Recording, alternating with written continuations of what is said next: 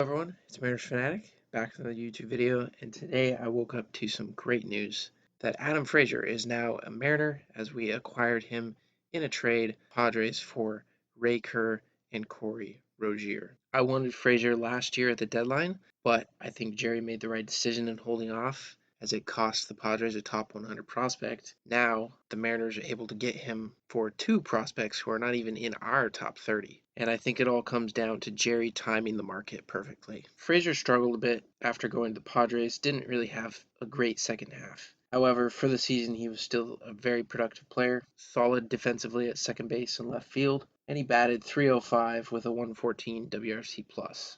And he played 155 games, so he was pretty durable. A couple other stats to note about Frazier: he had a 10.8 strikeout percentage on the year. That is very impressive.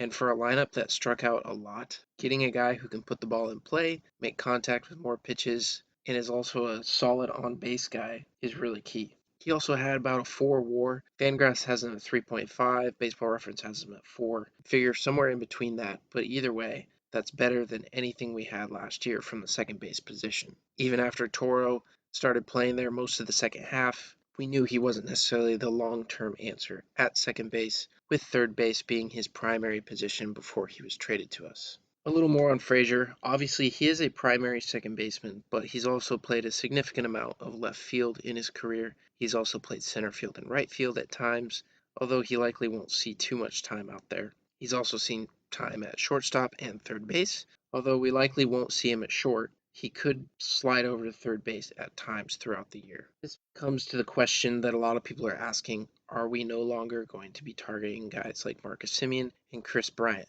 And my answer to that would be no. A Frazier trade here does not rule out us making another move. Frazier is a versatile player, and if we didn't get anybody else, he'd be a perfect second baseman. But it doesn't limit us there, as he has that outfield ability, could slide over to third. What it adds is depth and flexibility. It's something that Jerry has talked about, and this move only helps the team as a whole. Getting back to the prospects we gave up, Kerr was a 27-year-old left-handed pitcher who had a pretty good year last year and has had a solid minors career. Last year, between AA and AAA, he pitched to 39.2 innings pitched with a 3.18 ERA. He had 60 strikeouts in those 39 innings. His fastball has reportedly been clocked up to 100 miles an hour, but regardless, he's going to sit upper 90s. The Mariners added him to the 40-man roster just a week or so ago, which I thought was an interesting move, because I hadn't seen much from him myself to this point. But I was like, okay, maybe they're just going to go with a lefty bullpen arm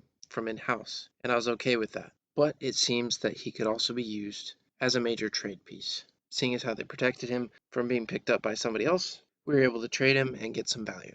Looking at Kerr Rosier, he was a 2021 draft pick in the 12th round, an outfield prospect, and he hit very, very well at Modesto after he was signed. He batted almost 400, tore the cover off the ball. So he's definitely a good player, and yes, there's some risk there. Maybe in a few years he turns out to be a really good player. But timeline-wise, we have to think about where we're at. And Rosier probably wouldn't be with the big club for another 2 or 3 years at the earliest. So once again, Jerry is timing the market perfectly. The one thing that is slightly disappointing about this move is it likely would rule out any sort of Ketel-Marte trade that I've been hoping for. Yes, Marte could still play center field, but with the outfield not being as much of a priority, if Kyle Lewis is healthy and if Julio Rodriguez comes up, I don't see that as a move being made, although I can still dream about it. In conclusion, I really like this trade. Overall, right now, I would only grade it as an A-, just because Frazier, although he's